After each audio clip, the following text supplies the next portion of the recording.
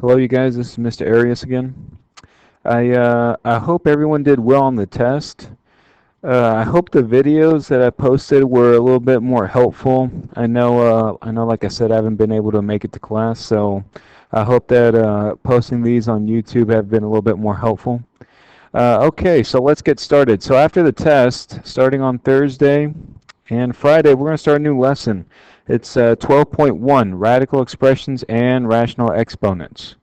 All right, now basically what this section basically focuses on is roots, which is kind of what we've been doing. Now there's a proof right here about if you have the square root of a and it's equal to a to the power of m, what is m? And you can see right here how they square both sides. And when you square both sides, I hope that you remember that the square and the square root, they're going to cancel out. And so then you're left with a. And then also hope you remember the property of exponents. Whenever you raise a power to another power right here, okay, so what do you do between these two powers? You're supposed to multiply them. So that should be a to the power of 2 times m. And so then this is equal to a to the 1. And so what happens when the bases are the same? You're going to be left with 1 equals 2m. So then you divide by 2. And so you get m is equal to a half. Okay, now so basically that just tells you that the square root is equal to an exponent to the power of 1/2. Now this is more of a, I guess, a mathematical proof. Now there's a similar proof down here in part B about the cube root. Now these are more mathematical proofs than anything, but I think it may be helpful if we kind of, I guess, talked about it in a different way. For example, here, let's go back here. Let's do this a little different way. Let's hope this helps. Okay. So I'm pretty sure everyone is familiar with that the square root of 4 is going to be equal to 2. And then the square root of 9 is equal to 3. Okay? Now, the reason I brought that up is because the square root of 4, well, 4 is really actually equal to 2 squared. Okay? And so we know that the square root and the square both cancel each other out, and you're left with 2 to the power of 1. Okay? Now, in the last section, the week before spring break and everything, we talked about how right here there's a mysterious little number hiding right here, which is known as your index. Okay, that's the index. And this little, I guess, what one of my teachers used to call, she used to call this the house. Okay, it's called the root. And then underneath the root, right here, is called the radicand. It's a funny little word, radicand. Okay, and so the reason I bring this up is the index is whatever number is inside of this little circle right here, which in this case is 2, and that's why it's a square root. And so how are you supposed to get 2 to the power of 1 over here on this side right here? How are you supposed to get 2 to the 1? Well, basically this is how it works. Whatever is right here in the index, that thing becomes the denominator in the exponent. So here, let me use a different color. So this right here, the index, becomes the denominator. And so what's 2 divided by 2? Well, that gives us 1. And so that's equal to 2. Okay? Same thing over here. If we have the square root of 9, that's the same thing as the square root of 3 squared, which is equal to 3. And so the index, like we just said, the index is 2. And so whatever the index is right here, you're supposed to divide by that number. That becomes the denominator. So that's 3 to the power of 2 over 2. And so what happens here? The 2's cancel, and you're left with 3 to the power of 1, which is, in fact, equal to 3. Okay? And so this is kind of where this whole section is coming from. So for example, similar right here, if we do, let's do an example. Let's do the cube root of 64. Okay, oh, by the way, I am well aware that you can do this in your calculator. I know you can. But we're practicing these properties because eventually we won't have numbers. We'll just have variables. So you guys have to be able to do this with variables. So that's why we're practicing all these properties. Okay? Now, 64... I don't know if you guys remember your perfect cubes from when we were doing factoring a long time ago, but 64 is actually 4 to the power of 3. Okay? And so like we said, whenever you have this index, so here's your index of 3, whatever that number is, that number becomes the denominator right here. And so what is 3 divided by 3? Well, that cancels out, and that gives you 4. Okay?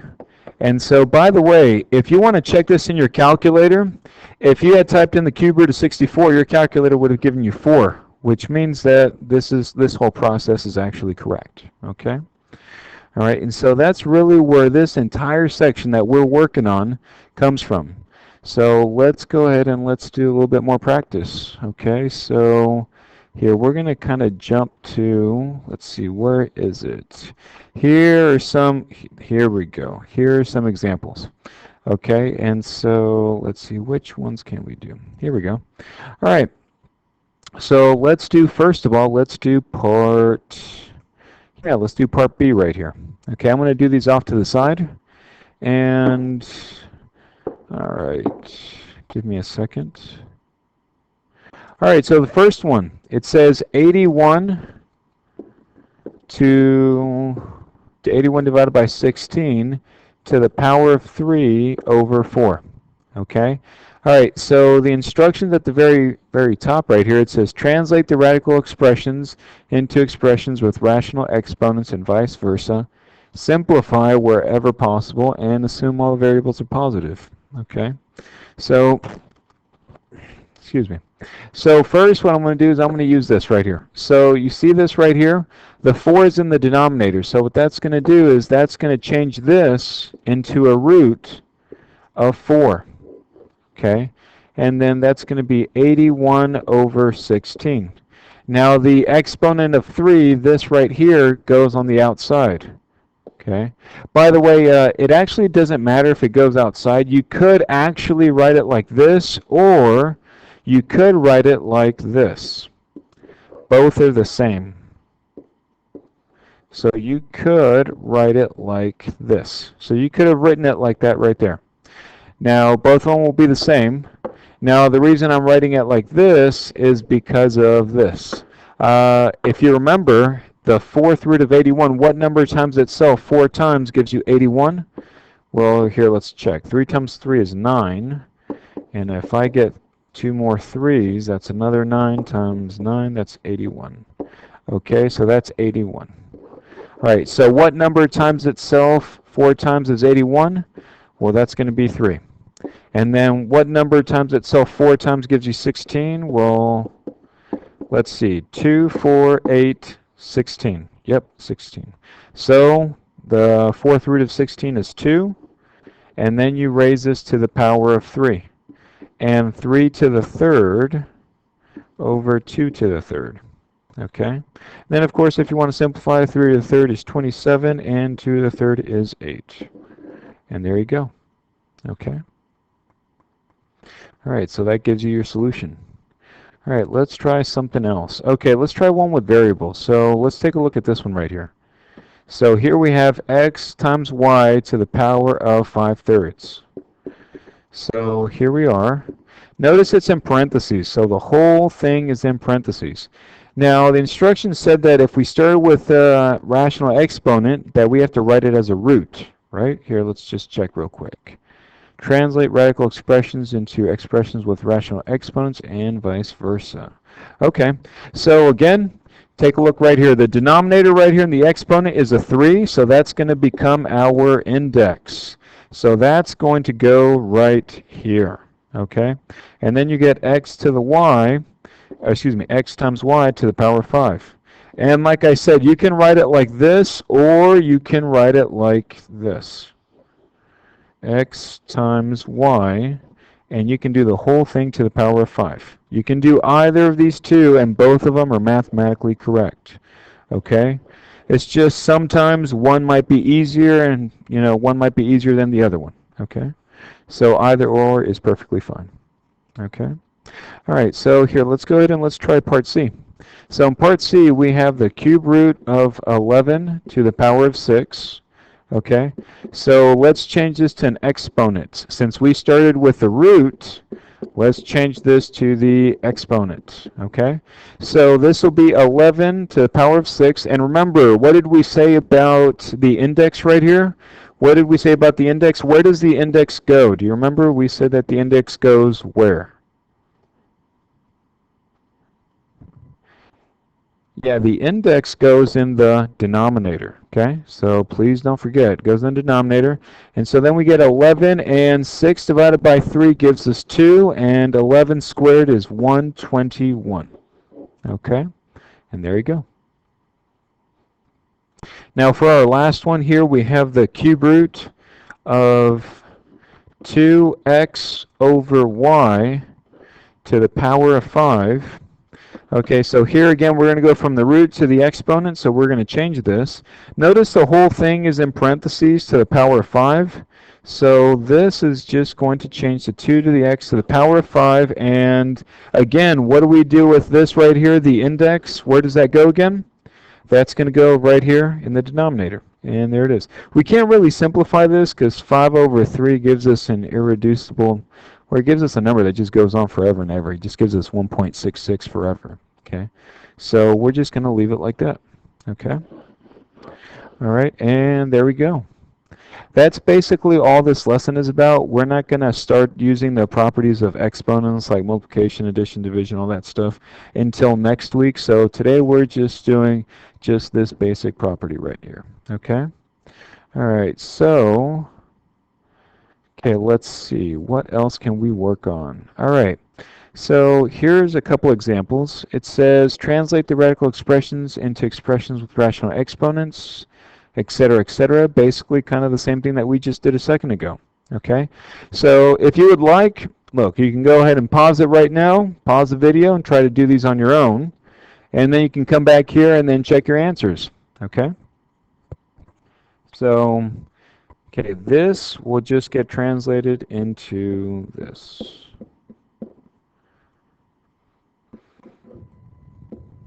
Okay, because remember we said that the 5 right here, that becomes the index, and then the power, the square, that goes outside. Okay, and so we're left with that. And if I remember correctly, what number times itself 5 times is 32? I believe that's 2. And here, let's check. 2, 4, 8, 16, 32. Yep, it's 2. All right, so by the way, you see how there's a negative right here? A lot of people would think that this is I, right? But it's not I because it's you only get I when you take the square root of a negative number, right? Of a negative 1. Well, remember that whenever you take the square root, that's an index of 2. Well, I guess now it's time that I tell you that you only get I if the index is even. Okay? So just a little FYI for you. You only get I if the index is even. So in this case, it's still going to be negative, so you're just going to get negative 2. And then 243, that's a tough one. What times itself through 5 times is 243? I'm going to take a wild guess, and I'm going to think that it's 3. All right, just going to take a wild guess. And here, let me just verify real quick.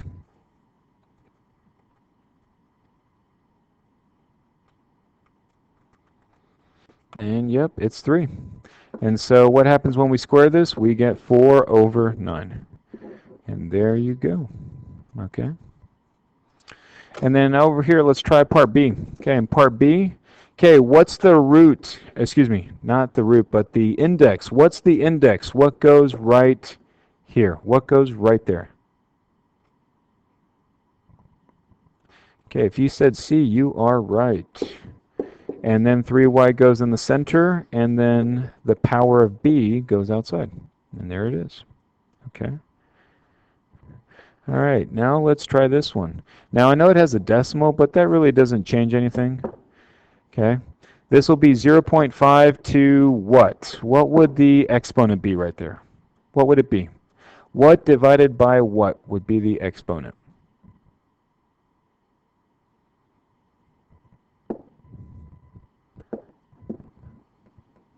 Remember, it's going to be the exponent divided by the index.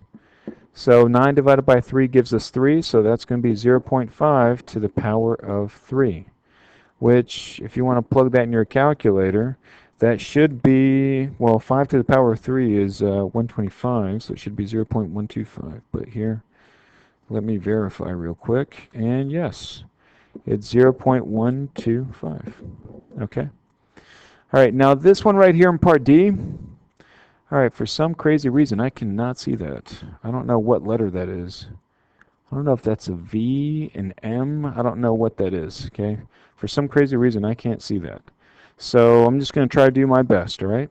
So S of t is what's inside the root, so that goes there first, okay?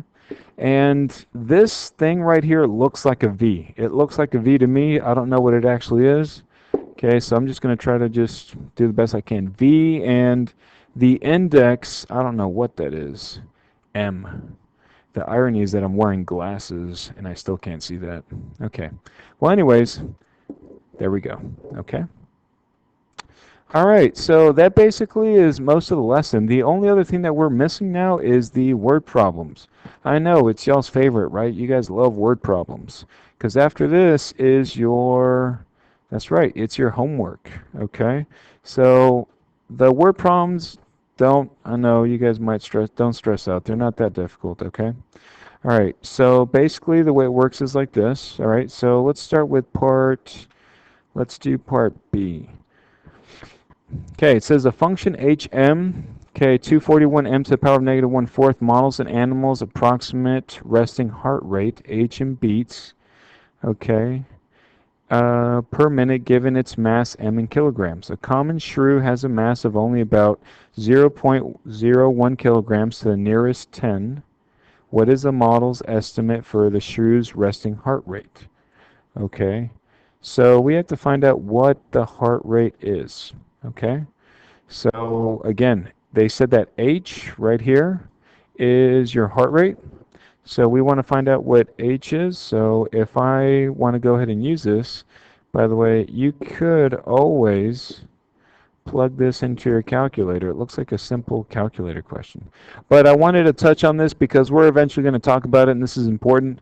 Okay, does anyone remember, what do you do when you have a negative exponent? See this right here? You see how you have a negative right there? What happens to that? Does anyone remember?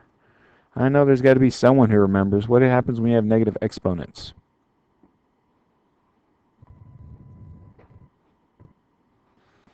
Okay, if you said that it goes in the denominator, you are correct. And so that goes here. Okay. Now I'm going to rearrange it just one more little step. Okay.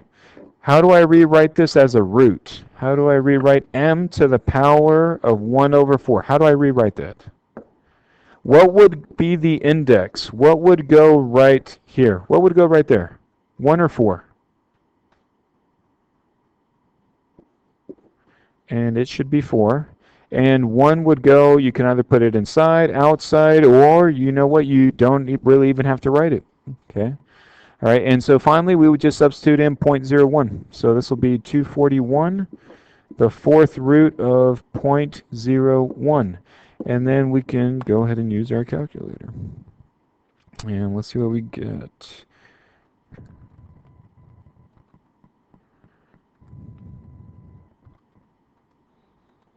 All right, I got, hold on, let's just verify real quick.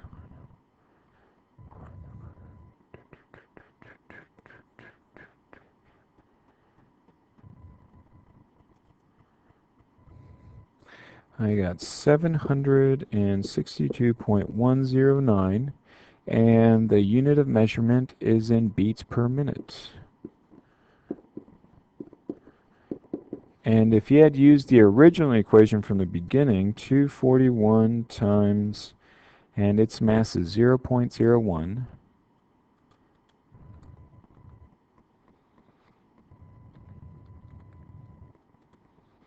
yeah, you get the same thing. Okay, so in part B it says, what is the model's estimate for the resting heart rate of an American elk with a mass of 300 kilograms? So all you would have to do there in that case is substitute in 300 into your equation. Well, here's the equation that we have. It's right here. So all you have to do now is just substitute in, what is that? Where are you? Right there. Okay, so 300 equals 241, the fourth root of 300. And so that would give us, give me a second.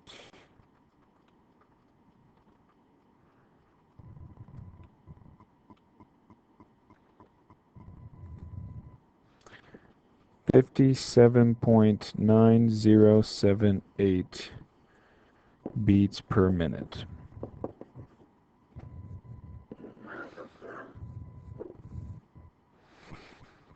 All right. Okay, in part C it says two animal species differ in mass by a multiple of 10 according to the model. About what percent of the smaller animal's resting heart rate would you expect the larger animal's resting heart rate to be? Okay, now let's go ahead and, okay, so the way we can do part C is we can actually use our first answer. Okay, for part A, when we used it for an animal that had a mass of 0.01, what we can do is we can take that mass, which is 0.01, multiply it times 10, and so if you do, you should get 0.1. Okay, so the new mass is 0.1, and if you plug that into the equation, all right, you should get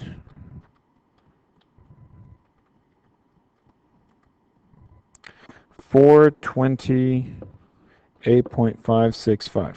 So that's the heart rate of the animal that is 10 times its mass. But it says about what percent of the smaller animal's resting heart rate would you expect the larger animal's resting heart rate to be? About what percent? Well, it says if we want to do the smaller animal with respect to the bigger animal, well, this is the bigger animal, and this one that we did up here, this one's a smaller animal. So if we want to find the percent, we just divide them, okay? So we would just do 762.109 all over 428.565, and let's see what percentage that is.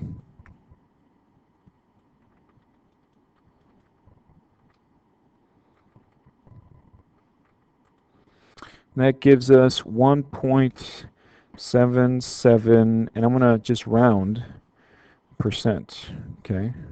Or excuse me, 1.778 times, but in order to change it to a percent, you move the decimal place to the right 2 spots. So it's going to be 177.8% higher, okay? All right, so that concludes this lesson. All right, your homework starts right here. All right, your homework is numbers 1 through 18.